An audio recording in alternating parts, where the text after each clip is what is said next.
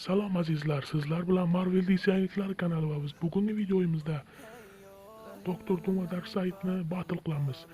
Va biz bugungi videomizni boshlashdan oldin Telegramdagi kanalimizni ham tanishtirib o'tamiz. Biz Telegramdagi kanalimiz nimasini maqtay olamiz? Telegramdagi kanalimizni sizga maqtashdan maqsadimiz, siz u yerda zerikmaysiz. Sizga posterlar, kinolar va teaserlar, treylerlar va xabarlar ham tashlab boramiz. Premyeralar va uni chiqish sanalarini ham tashlab boramiz. Va biz bugungi videomizni boshlaymiz. Boshlashdan oldin bizning kanalimizni a'zosi kam, agar siz qo'shilsangiz a'zolarini oldida men xursand bo'laman. Va biz bugungi videomizni boshlaymiz. Birinchi qahramonimiz Doktor Doom. Doktor Doom Marvelning eng yovuz qahramoni va fantastik to'rtlikning eng asosiy dushmani desak ham bo'ladi. Doktor Doom o'z rafiqasini poytaxtni talashlik uchun ham maxluqlarga yem qilgan va u juda ham aqlli va taktik qahramon. Bu taktik qahramonligi uchun ham Doktor Doomni ko'pchilik bilimli deb o'ylaydi. O'zini esa hech mag'lubiyatni tan olmaydigan personaj deb hisoblayman. U juda ham taktik ustasi va har narsaga kuch yeta oladigan, har narsani odamning fikrini o'qiy oladigan kuchga va qudratga ega. Uning qo'lidan har narsa kelishi mumkin. Lekin bu battle'da Darkseid bilan jang qilsa hech bo'sh kelmasligi aniq. Buni esa vaqt ko'rsatadi va biz Doktor Doom haqida yana fikr mulohazalar almashamiz. Doktor Doom ning hayotidan olsak, Doktor Doom juda ham kuchli taktik ustasi, aqlli va juda ham qudratli kuchga ega va elektrlarni ham bemalol o'z quvvatiga sirayam o'ziga ham bo'ysundira oladigan kuchga ega. Doktor Doomni biz juda ham ko'p joylarda va uning Darkseid bilan jang qilsa hech ham bo'sh kelmasligi aniq.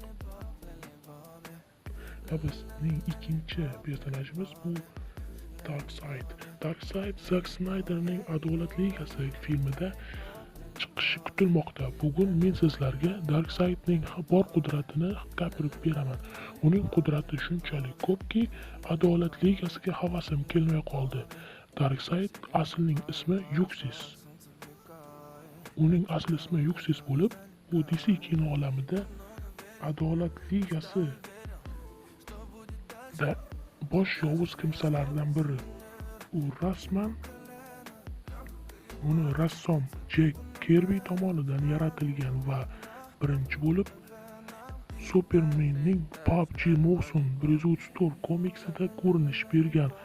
Darkseid Apokalipsis sayyorasining zolim hukmdori va uning maqsadi koinotni zabt etish va irodaning har qanday turini yo'q qilishdir.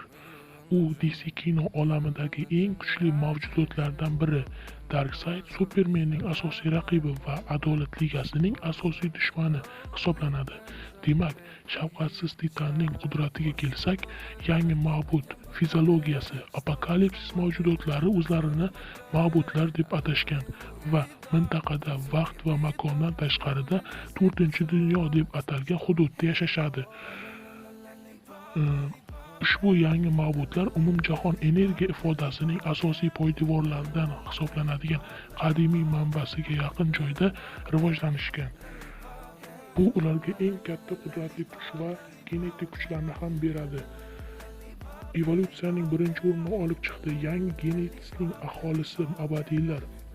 Ular odamlarga o'xshashligiga qaramay, ular ancha tezkor va aqlli, g'ayritabiiy kuch. Darkseid shunchalik kuchliki, u Supermanni mag'lub eta oladi. Lekin shuni aytib o'tishim kerakki, bu ko'p holatlarda Supermanning qo'li baland kelgan. Uning ilohiy kuchi bardoshlik, metallarni sindirishga yordam beradi. Masalan, u bir qo'li bilan yashil chiroqning halqasini sindirgan. Darkseid 100 tonna yukni bemalol ko'tara oladi. G'ayritabiiy tezlik. Darkseid eng yaxshi sportchilardan ham tezroq yugura oladi, ammo u Superman va Flashdan tezroq yugura oladi degani emas. G'ayritabiiy bardosh. U charchashga qodir emas. Darkseid deyarli cheksiz bardoshga ega. Agar kerak bo'lsa, u kunlar davomida kurashishi mumkin. Daxlsizlik.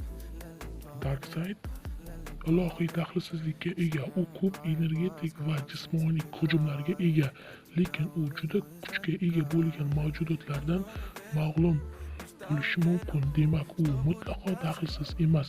Superman bir marta uni hushidan ketguncha kaltaklagan. Doomsday esa uni oddiy qo'l jangida mag'lubiyatga uchratgan. Uni suyak zirhlariga shikast yetkazgan. O'lmaslik. Yangi mavjud singari Darkseid ham voqea, lekin boshqa sabablarga ko'ra o'lishi mumkin emas. Omega effekti. Darkseid tomonidan olingan eng katta quvvat bu Omega effekti. Bu qudratli energiya uning ko'zlaridan taraladi, ya'ni otilib chiqadi. Bu ta'sir nafaqat vayronakorlik, qiyin va Darkseidning xohishiga binoan istalgancha nur chiqaraveradi. Mana videomiz ham yakuniga yetdi. Agar sizga videomiz yoqqan bo'lsa, layklaringizni ayamang. Eng asosiysi, kanalga a'zo bo'lishni unutmang. Aytgancha, bizning Telegramdagi kanallarimizga yana bir bor qo'shilishingizni so'raymiz. Agar bizning Telegram kanalimizga istasangiz, Marvel vs DC yozsangiz chiqib keladi. Xayr, sog' salomat bo'ling do'stlar.